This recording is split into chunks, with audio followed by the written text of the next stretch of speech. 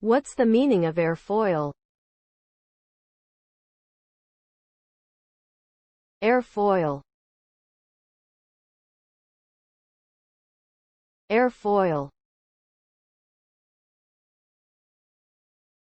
Airfoil.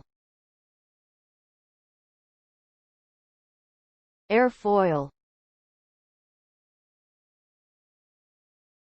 Airfoil. An airfoil is a shape with a curved surface that is designed to provide lift, and it moves through the air.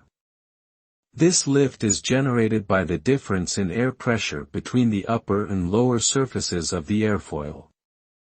The curved shape of the airfoil produces more lift on the top than on the bottom, which results in an upward force that can be used to create lift and control the flight of airplanes, helicopters, and other aerial vehicles. The design of airfoils is a critical factor in aircraft performance and efficiency.